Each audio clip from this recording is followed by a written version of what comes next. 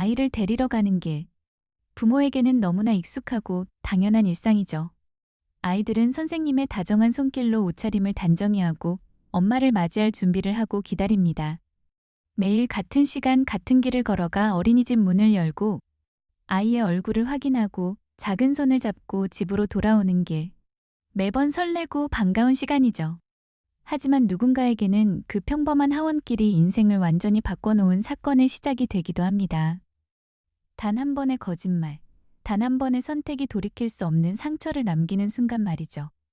오늘은 어느 평범한 아버지가 아이들을 데리고 사라졌던 그날. 사랑이라는 이름으로 시작됐지만 법적인 판단을 받게 되어버린 이야기, 그 시작을 들려드리겠습니다. 최민호와 김민지가 처음 만난 건 어느 해 봄이었습니다. 민호는 중견기업에서 일하는 성실한 직장인이었고 민지는 초등학교 교사였죠. 친구의 소개로 만난 두 사람은 금방 가까워졌습니다.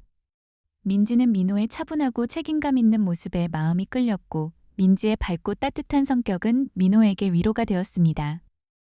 나 이 사람과 함께라면 정말 행복한 가정을 꾸릴 수 있을 것 같아. 민지는 친구들에게 그렇게 말했죠. 민호는 데이트할 때도 계획을 세우고 배려심이 많은 사람이었습니다. 비가 올까봐 우산을 먼저 챙기고 민지가 좋아하는 음식을 기억했으며 함께 미래에 대해 이야기하는 시간을 진심으로 좋아했습니다. 1년 정도 서로를 알아갔고 사랑에 빠진 두 사람은 결혼을 약속합니다. 하늘이 파랗고 햇살이 화사했던 어느 가을날, 두 사람은 수많은 하객들의 축복을 받으며 결혼했습니다. 신혼집은 두 사람의 직장 중간 지점에 자리 잡은 작지만 아늑한 아파트였고 두 사람은 각자 직장 생활을 하며 평범하지만 행복한 삶을 이어갔습니다. 그리고 2년 뒤에는 첫째 아들, 준우를 낳았습니다. 작고 귀여운 아이였죠. 민지와 민호는 그렇게 엄마 아빠가 되었어요. 민지는 출산 휴가를 마치고 복직했지만 아이를 키우면서 일을 한다는 건 생각보다 훨씬 힘들었고 외로운 일이기도 했습니다. 밤마다 울어대는 아이, 끝없는 수유와 기저귀 갈기, 그리고 다음날 아침이면 어김없이 출근해야 하는 현실. 민지는 점점 지쳐갔습니다. 여보, 오늘은 일찍 들어올 수 있어? 준우가 열이 나서. 미안해. 오늘 야근이야. 프로젝트 마감이라. 민호는 직장에서 승진 기회를 잡기 위해 더욱 열심히 일했습니다. 그건 당연히 가족을 위한 일이라고 생각했죠. 하지만 민지는 자신만 모든 걸 감당하고 있는 것처럼 느껴졌습니다.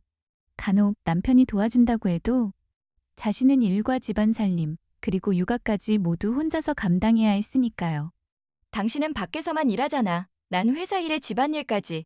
당신 애 보는 게 얼마나 힘든지 알아? 나도 힘들어. 당신만 힘든 게 아니야. 나도 지금 버티고 있다고. 작은 다툼들은 있었지만 그때까지만 해도 행복한 나날들은 알콩달콩 이어지고 있었어요. 하지만 둘째 딸 서연이가 태어난 후 민지는 결국 휴직을 선택합니다. 민지에게는 꿈의 직장이었는데 말이죠. 경제적 불안과 경력 단절에 대한 두려움. 하지만 누군가는 아이들을 온전히 돌봐야 했으니까요. 민호의 부모님은 지방에 계셨고 민지의 부모님은 건강이 좋지 않아 도움을 청하기 어려웠습니다. 그렇다고 아직 어린아이들을 남의 손에 맡기는 건 내키지 않았던 거죠. 여보, 일 그만두는 거 아깝지 않아? 민호가 조심스럽게 물었습니다. 아깝지. 엄청 아까워. 그런데 지금 상황에서 달리 방법이 없잖아. 아이들은 한없이 사랑스러웠지요. 하지만 민지는 자신이 좋아하던 직장을 그만둔다고 생각하니 한숨이 절로 나오는 건 어쩔 수 없었어요. 민지의 목소리에는 체념이 잔뜩 묻어 있었습니다. 그때부터였을까요? 두 사람 사이에는 말로 설명할 수 없는 작은 틈이 생기기 시작했습니다. 민지는 집에서 아이들과 하루 종일 씨름하며 살림을 하니 사회에서 점점 고립되는 느낌을 받았고 민호는 가족을 위해 밤낮 없이 일하고 있지만 아내에게 인정받지 못한다고 느꼈습니다. 집안에서는 작은 다툼이 잦아졌고 서로의 삶은 물과 기름처럼 점점 멀어졌습니다. 당신은 회사에서 사람들이랑 이야기도 하고 점심도 먹고 커피도 마시잖아. 난 하루 종일 애들 밥 먹이고 기저귀 갈고 빨래하고 나 가끔 내가 뭐 하는 건지 모르겠어. 여보, 당신은 적어도 출퇴근 시간에 지하철에서 치이지는 않잖아. 난 아침 6시 반에 나가서 밤 10시에 들어와. 얼마나 피곤한지 당신도 알잖아. 난 당신이 내 고단함도 좀 알아주었으면 좋겠어. 두 사람의 대화는 점점 평행선을 달렸습니다. 그러다 상황이 더욱 악화됩니다. 민호의 회사에서는 한 차례 구조조정 바람이 불었고 민호는 그토록 매달리던 승진에서 누락되었습니다. 그는 더욱 스트레스를 받았고 집에 돌아와서도 말수가 많이 줄었습니다. 술을 마시는 날이 잦아졌고 주말에도 무기력하게 소파에 누워 TV만 보는 날이 많아졌죠. 민지는 그런 남편을 보며 답답했습니다. 여보, 애들이 아빠랑 놀고 싶대. 1시간만이라도 같이 놀아주면 안 돼? 미안한데 나 지금 너무 피곤해. 나 좀 쉬면 안 될까? 여보, 나도 쉬고 싶어. 나는 1년 365일 쉬는 날이 없다고. 두 사람의 감정의 골은 점점 깊어졌습니다. 그러던 어느 날 민지는 민호의 휴대폰에서 모르는 여자 동료와 나눈 문자 메시지를 우연히 발견하게 됩니다. 여보, 이게 뭐야? 그냥 회사 동료야. 별거 아니야. 그럼 왜 말 안 했어? 왜 숨긴 거야? 숨긴 게 아니라 말할 필요가 없었어. 그냥 직장 동료야. 민호가 최근 팀 프로젝트 때문에 동료들과 잦은 미팅을 한 건 사실이었습니다. 하지만 아내가 이상한 의심을 하는 것 같아 당황했죠. 민호는 결백을 주장했지만 민지는 민호에 대한 의심의 눈초리를 완전히 거두지는 않았습니다. 아니, 믿고 싶지 않았는지도 모릅니다. 민지는 문득 이상한 의심이나 하고 있는 자신을 발견하고는 결혼 후 변해버린 자신의 모습에 조금씩 회의감이 들기 시작했습니다. 여보, 당신이랑은 더 이상 못 살겠어. 민지가 처음으로 이혼 얘기를 꺼냈습니다. 여보, 일단 진정해. 우리 얘기 좀 해보자. 난 더 이상 할 얘기가 없어. 당신이 날 사랑한 적이 있는지 이젠 모든 게 의심스러워. 당신은 그냥 가정 꾸리고 집안일 해주고 애들 봐주는 사람이 필요했던 것 아니야? 대화는 더 이상 불가능하게 보였습니다. 그러던 어느 해에 전 세계적으로 코로나 사태가 일어났습니다. 아이들은 물론 어른들도 처음 겪는 일이라 모두들 힘든 시간을 보냈죠. 민지네 가족도 좁은 아파트에서 네 식구가 복닥복닥 하루 종일 붙어 지내면서 조금씩 지쳐갔습니다. 민호는 재택근무를 하느라 서재에 갇혀 있었고 민지는 거실에서 아이들의 온라인 수업과 식사, 집안일을 혼자서 해야 했습니다. 아이들은 집에만 있으니 넘치는 에너지로 집은 매일 우당탕탕 마치 전쟁터 같았죠. 엄마! 오빠가 내 장난감 가져갔어. 준우야, 동생 거 돌려줘. 싫어, 내가 먼저 가지고 놀았다고. 여보, 얘들 좀 조용히 시킬 수 없어? 나 지금 회의 중이란 말이야. 나도 하루 종일 애들이랑 씨름하는데 당신은 방에만 있으면서 일한다고 꼼짝 안 하면 어떡해? 결혼 8년 차에 접어든 여름, 결국 두 사람은 별거를 선택합니다. 아이들은 내가 키울게. 아직 어리니까 엄마가 키워야지. 왜? 나도 아버지야. 민지가 먼저 아이들을 키우겠다고 말했습니다. 하지만 민호는 화가 났고 억울하기도 했습니다. 그동안 누가 애들 키웠는지 알잖아. 당신은 주말에 한두 시간씩 놀아주는 게 전부였잖아. 애들 유치원 선생님 이름은 알아? 애들이 뭘 좋아하는지 무슨 반찬을 안 먹는지 그런 것도 하나도 모르잖아? 민호는 할 말이 없었습니다. 사실 그도 알고 있었죠. 자신이 아이들과 보낸 시간이 턱없이 부족했다는 것을. 준우가 좋아하는 캐릭터가 뭔지, 서연이가 무서워하는 게 뭔지, 그런 것들을 자신은 전혀 알지 못했으니까요. 민지는 약속대로 아빠를 만나는 건 말리지 않겠다고 말했습니다. 주말에 데리고 나가 놀아주면 된다고. 민지는 이미 모든 것을 결정한 듯 했습니다. 결국 민호는 작은 원룸으로 이사했고 아이들은 민지와 함께 기존의 집에 남았습니다. 아이들은 예전처럼 같은 어린이집을 계속 다녔습니다. 아이들은 아빠가 함께 살지 않는 것을 제외하고는 예전과 다름없는 일상을 보내고 있었어요. 당시 준우는 6살, 서연이는 4살이었습니다.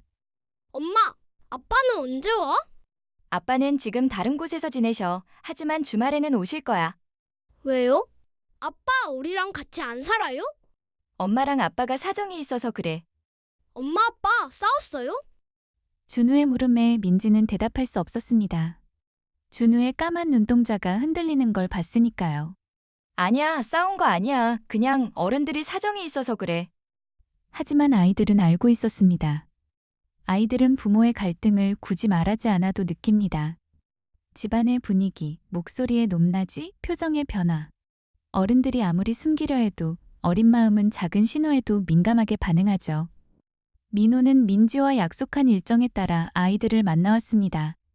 주말에 아이들을 데리고 놀이터나 실내 놀이 공간에 가서 함께 시간을 보냈죠. 아이들은 아빠와의 만남을 기대했고 함께하는 순간을 즐거워했습니다. 하지만 매번 헤어질 때가 되면 서연이는 눈물을 보였고 준우는 말없이 고개를 숙이며 감정을 숨기곤 했습니다. 아빠 다음에도 올 거지? 그럼 당연하지. 아빠가 다음엔 장난감 사가지고 갈게. 약속해요? 약속해. 그 짧은 약속은 민호에게도 큰 의미였습니다.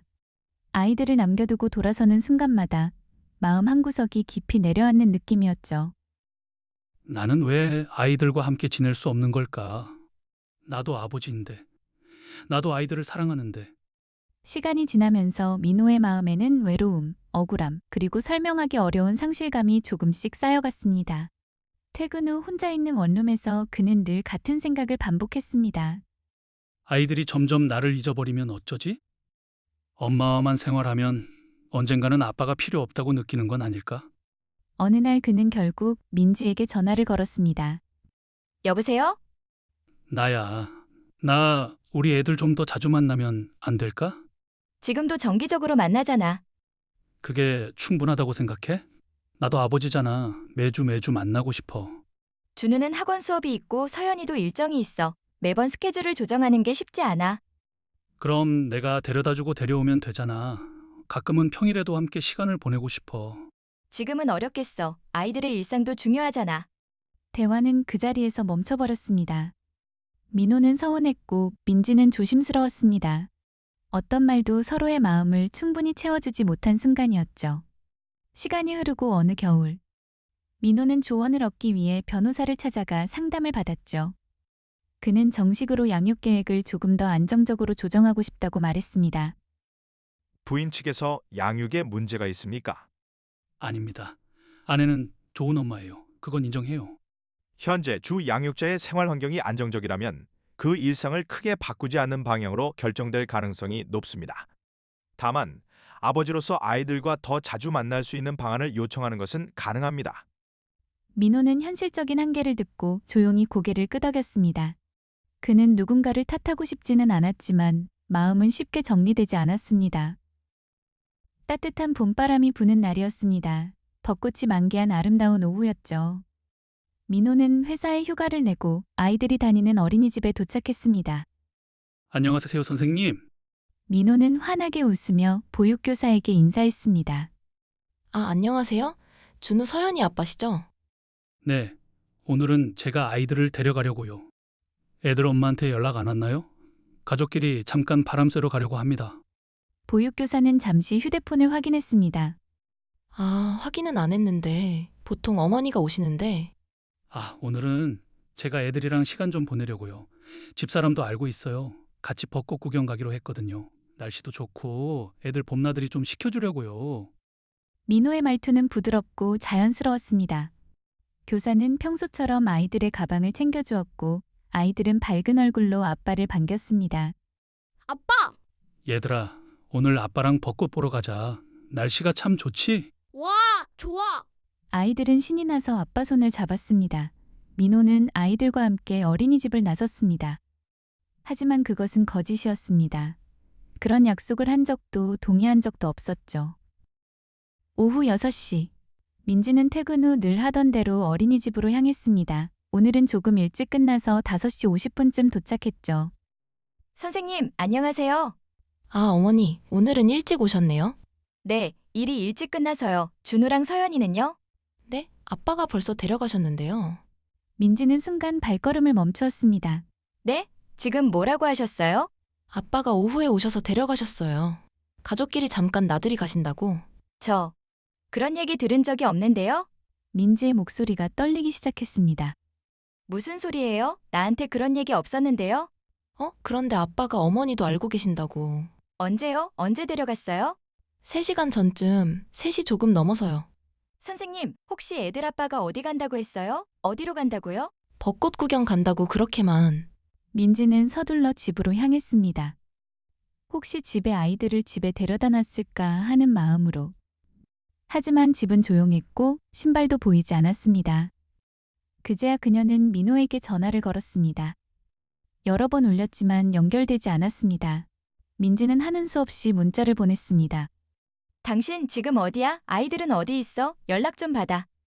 하지만 답장은 없었습니다. 오랜 시간이 지나서야 민호에게서 짧은 메시지가 도착했습니다. 아이들은 나랑 놀고 있어. 당신은 걱정하지 마. 민지는 곧바로 전화를 걸었습니다. 이번에는 다행히 연결되었습니다. 지금 어디야? 아이들 괜찮아? 나한테 먼저 얘기했어야지.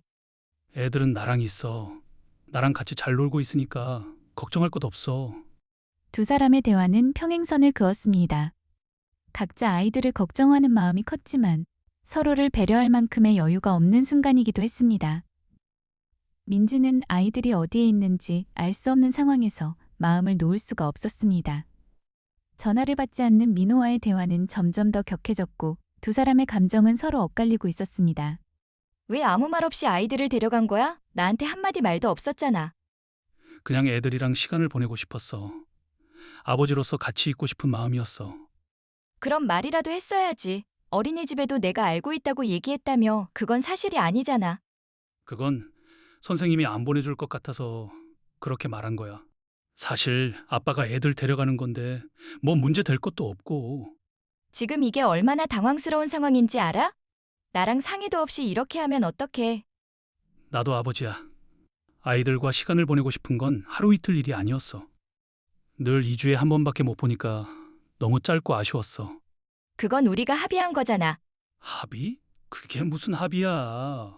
당신이 일방적으로 정한 거지. 나는 동의한 적 없어. 당신이 동의 안 해도 소용없어. 법적으로 내가 주 양육자라는 거 잊었어? 법, 맨날 법. 법이 뭐가 그렇게 대단해? 나도 아버지라고. 나도 애들 아버지란 말이야. 제발 애들 데려와. 엄마 보고 싶어 할 거라고. 아이들을 두고 두 사람의 감정은 점점 격해졌습니다.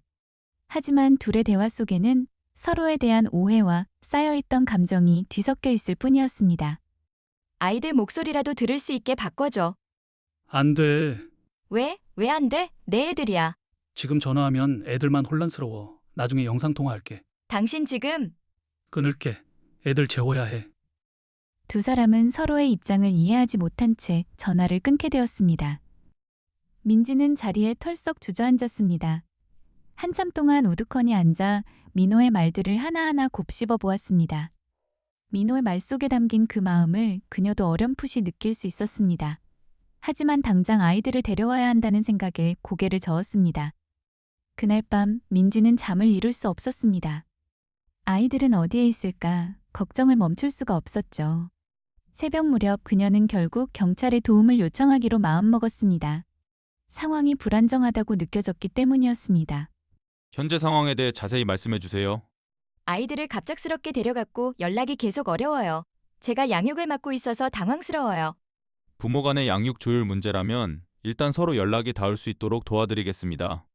다음 날 경찰은 민호에게 연락을 시도했고 민호는 일정 시간이 지나서야 전화를 받을 수 있었습니다.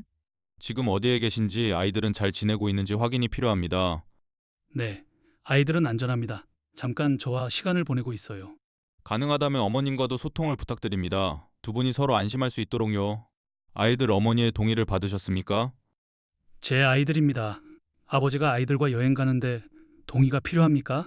현재 주 양육자가 어머니이고 귀하는 면접 교섭권만 있는 것으로 알고 있습니다. 그게 불공평하다고 생각합니다. 저도 아버지인데 왜 제 아이들과 시간을 보내는데 제약을 받아야 합니까? 그것은 법원에서 판단할 문제입니다. 일단 아이들을 어머니에게 돌려보내 주시기 바랍니다. 싫습니다. 최민호 씨, 이렇게 하시면 저는 아무 잘못도 하지 않았습니다. 제 아이들과 시간을 보내고 있을 뿐입니다. 전화는 그렇게 끊어졌습니다. 민지가 아이들을 본 지 벌써 3일째가 되었습니다. 민호는 영상통화도 해주지 않았습니다. 문자만 간간히 보냈습니다. 이날 이후 민지는 변호사를 찾아갔습니다. 아이들 인도 청구 소송을 해야 할 것 같습니다. 그런데 시간이 좀 걸립니다. 얼마나요? 최소 2주에서 한 달. 한 달요? 그때까지 애들을 못 본다고요? 최대한 빨리 진행하겠습니다. 민호는 아이들과 함께 펜션에 머물고 있었습니다. 아이들과 모처럼 즐거운 시간을 보내고 있었죠. 하지만 아이들은 시간이 지나면서 엄마가 보고 싶다고 말했습니다. 아빠, 우리 언제 집에 가? 조금만 더 있다 가자. 여기 온 김에 우리 더 놀다 가자. 재미있긴 한데 엄마 보고 싶어. 준우의 물음에 민호의 가슴이 철렁했습니다. 엄마는 조금 바빠. 일 때문에. 그래서 아빠랑 놀기로 한 거야. 엄마한테 전화할래. 나중에 하자. 엄마 일하고 있을 거야. 아이들과 지내는 시간이 좋았지만 민호도 마음 한편이 무거웠습니다. 그는 밤에 혼자 생각했습니다. 나는 그냥 아이들과 시간을 보내고 싶었을 뿐인데 이렇게 하는 게 맞는 걸까? 하지만 마음 한편으로는 알고 있었습니다. 뭔가 잘못되었고 이제 잘못되어 가고 있다는 것을. 나는 그냥 아버지로서의 권리를 되찾고 싶었을 뿐이야. 민지는 계속해서 연락을 남겼고 민호도 쉽게 답을 하지 못했습니다. 두 사람의 갈등은 서로의 입장이 제대로 전달되지 않은 상태에서 더 깊어지고 있었습니다. 월요일 아침, 민지는 회사에 급히 연락해 휴가를 내고 어린이집에도 사정을 설명했습니다. 선생님, 애들이 아직 돌아오지 못했어요. 어머니, 무슨 일 있으세요? 남편이 아이들을 데려간 뒤로 계속 연락이 잘 닿지 않아요. 민지는 떨리는 목소리로 상황을 전했고 그날 오후 변호사에게서 연락이 왔습니다. 일단 조치를 했습니다. 이번 주 안에 결과가 나올 가능성이 높습니다. 그럼 금요일 전에는 결정이 나올 수 있다는 거죠? 네, 최대한 빠르게 진행 중입니다. 그 시간 동안 민지는 매일 밤 아이들 방에서 아이들 옷을 꺼내 안고 눈물을 흘렸습니다. 아이들의 인형을 꼭 끌어안고 마음이 무너지는 시간을 견뎠죠. 준우야, 서연아, 엄마가 꼭 데리러 갈게. 5일째 되는 날 민호에게서 연락이 왔습니다. 아이들 보여줄게. 영상통화로. 정말? 지금? 잠시 후 화면에 아이들 얼굴이 나타났습니다. 준우야, 서연아, 보고 싶었어. 밥은 잘 먹고 있어? 응, 아빠랑 재미있게 놀았어. 아이가 밝은 얼굴을 보이자 민지는 안도하면서도 마음 한쪽 깊은 곳에서 걱정이 더 크게 밀려왔습니다. 아이들이 이 상황을 혼란 없이 받아들이고 있는지, 마음속에 어떤 감정이 쌓이고 있는지 알 수 없었기 때문입니다. 준우야, 엄마랑 통화하고 싶으면 꼭 말해. 알겠지? 응. 잠시 침묵이 흘렀고 통화는 곧 종료되었습니다. 민지는 다시 민호에게 전화를 걸었습니다. 왜? 제발 아이들 빨리 데려다 줘. 이 상황이 오래가면 아이들이 힘들어져. 아이들은 겉으로 보기엔 괜찮아 보이던데. 겉으로만 그런 거야. 아이들이 얼마나 혼란스러워하는지 당신은 몰라? 내가 왜 몰라. 나도 아버지야. 애들이 뭘 느끼는지 나도 알아. 알면서 왜 이래? 왜 애들한테 그러는 거야? 내가 뭘 했는데. 내가 애들이랑 시간 보내는 게 잘못이야? 당신 내 동의도 없이 그냥 데려간 거잖아. 동의? 내가 당신한테 면접 교섭권 늘려달라고 했을 때 당신이 동의했어? 내가 애들 더 자주 보고 싶다고 했을 때 당신이 동의했냐고? 그건 당신은 맨날 법하더라. 법적으로 당신이 주 양육자야. 그래 좋아. 그럼 나는 뭐야? 나는 그냥 돈이나 대주는 ATM이야? 그냥 가끔 아빠 놀이나 하는 사람이야? 그동안 나는 아이들과 충분히 시간을 가질 수 없었어. 그게 너무 답답했어. 우리가 별거한 것도 당신이 일방적으로 결정한 거잖아. 나는 끝까지 반대했어. 그래도 애들을 위해서 애들한테 싸우는 모습 보이지 말자고. 그래서 나간 거야. 알아. 나도 잘못한 거 있어. 앞으로는 더 자주 만날 수 있게 생각해 볼게. 그러니까 지금은 아이들 데려와줘. 여보, 우리 서로 계속 연락하고 조율해보자. 잠시 긴 정적이 흘렀고 민호는 쉽게 답을 내리지 못했습니다. 그동안 쌓였던 서운함과 억울함이 복잡하게 얽혀 있었기 때문이었죠. 지금은 아이들이 안정적으로 지내는 게 먼저야. 내가 조금 더 생각해 볼게. 그래도 아이들은 엄마 아빠 둘 다 필요해. 우리 이렇게 계속 갈등하면 아이들 마음만 더 힘들어져. 그날 통화도 명확한 결론 없이 끝났습니다. 그리고 일주일 뒤 법원에서 아이들을 어머니에게 우선 인도하라는 결정이 내려졌습니다. 하지만 민호는 바로 응하지 못했습니다. 그가 법원 명령을 무시했다기보다 그만큼 마음의 갈등이 깊고 복잡했던 것입니다. 정말 이게 아이들에게 가장 좋은 방법일까? 며칠이 지나고 경찰에서 다시 연락이 왔습니다. 최민호 씨, 법원 명령을 따르지 않으시면 불이익을 받으실 수 있어요. 상황을 조속히 정리하기 위해 협조가 필요합니다. 불이익? 이미 받고 있어요. 내 아이들과 떨어져 지내는 게 얼마나 큰 불이익인데요. 저도 아이들과의 시간을 쉽게 포기하기가 어렵습니다. 결국 민호의 행동은 정식 입건되었습니다. 검사는 기소했고 사건은 법정으로 가게 됩니다. 재판이 열리고 민호는 법정에 섰습니다.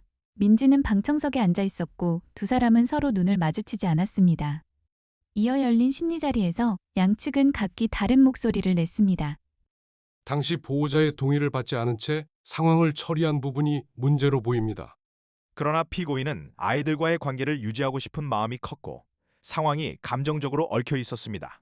하지만 주 양육자의 동의를 받지 않았고 거짓말을 통해 자녀들을 데려갔습니다. 그것은 절차상의 문제일 뿐입니다. 피고인은 자녀들을 사랑하고 자녀들의 복리를 최우선으로 생각했습니다. 재판은 판단은 쉽게 나지 않았고 양측 이야기가 여러 차례 오갔습니다. 민지도 증인으로 출석했습니다. 아이들과 연락이 끊겼을 때 어떤 심정이셨습니까? 무척 힘들었습니다. 아이들이 잘 지내고 있는지 알 수 없다는 게 가장 어려웠습니다. 아이들이 돌아온 후 상태는 어땠습니까? 준우는 한동안 말이 없었습니다. 평소에 활발한 아이였는데 민지는 떨리는 목소리로 이 일로 겪게 된 자신과 아이들의 상태를 또박또박 진술했습니다. 민지의 이야기를 들으며 민호는 고개를 푹 숙이고 있었습니다. 아이들과 멀어져 버린 시간 동안 민호 역시 마음이 무거웠던 게 사실이니까요. 다음은 민호의 차례였습니다. 당시 왜 그런 선택을 하셨습니까? 상황을 제 방식으로 바로잡고 싶었습니다. 하지만 돌이켜보면 충분한 대화를 시도하지 못한 것 같습니다. 아이들의 일은 감정이 앞설수록 더 신중해야 합니다. 왜 주 양육자의 동의를 받지 않고 자녀들을 데려갔습니까? 동의를 구해도 받을 수 없었을 겁니다. 그럼 동의 없이 데려가는 것이 정당하다고 생각하십니까? 정당하다고는 하지만 저도 아버지입니다. 저도 아이들을 사랑합니다. 2주에 한 번 몇 시간씩 만나는 게 전부인 제 상황을 재판장님은 이해하십니까? 피고인의 심정은 충분히 이해합니다만 그것이 법을 어겨도 되는 이유가 될 수는 없습니다. 그럼 저는 어떻게 해야 합니까? 저는 어떻게 제 권리를 찾아야 합니까? 재판장은 침묵했습니다. 그리고 마침내 법원은 판결을 내렸습니다. 부모라 하더라도 다른 양육자의 권리를 침해하고 아동의 안정적인 생활을 해치는 방식으로 행동한다면 그것은 범죄가 될 수 있습니다. 민호는 그날의 잘못된 선택으로 벌어진 일들에 대하여 아버지로서의 권리를 주장하며 긴 법적 공방을 벌였지만 결국 법적 책임을 인정하게 됩니다.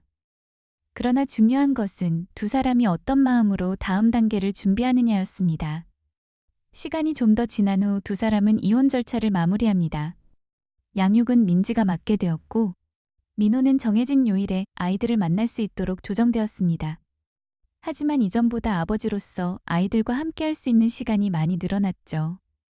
아이들은 변화에 조금씩 적응했습니다. 준우는 처음엔 조심스러웠지만 점차 안정을 되찾았고 서연이는 하원 시간이 되면 이제 엄마를 차분히 기다릴 수 있게 되었습니다. 민지는 예전 활기 넘치던 자신의 모습을 조금씩 되찾았고 아이들과도 행복한 일상을 꾸려나가려고 노력했습니다. 그리고 민호는 자신의 감정에 치우치는 바람에 놓쳤던 점들을 더 깊이 되돌아보게 되었습니다. 그리고 아이들에게 좋은 아버지가 되기 위해 애를 썼죠. 아빠, 우리 오늘 몇 시에 집에 가? 6시에 데려다 줄게. 진짜? 그럼 약속? 약속. 그 짧은 대화 속에서 이제 다시 서로에 대한 믿음과 사랑이 자라나는 걸 느낍니다. 그날 민호의 잘못된 선택으로 많은 일이 있었죠. 무엇보다 서로에 대한 신뢰가 흔들렸고 가족의 모습도 예전과는 많이 달라졌습니다. 하지만 이 일을 계기로 두 사람은 흐트러진 걸 다시 바로잡고 아이들을 위해 한 걸음씩 방향을 잡아나갔습니다. 이 이야기는 우리에게 묻습니다. 가족의 문제 앞에서 우리는 누구의 감정보다 먼저 아이의 시선을 바라보고 있는가? 사랑은 때때로 내 방식을 고집하게 만들지만 진짜 사랑은 상대방의 안정과 행복을 먼저 생각하는 선택일지도 모릅니다. 아이들의 일상은 두려움이 아닌 기다림과 안전함으로 채워져야 한다는 것. 그 평범한 진실을 다시 한번 되새기며 이야기를 마칩니다. 지금까지 하원길에서 사라진 아이들이었습니다. 여러분은 이 이야기를 어떻게 느끼셨나요? 시청해주신 여러분들께 감사드리며 오늘도 행복한 하루 되시길 바랍니다.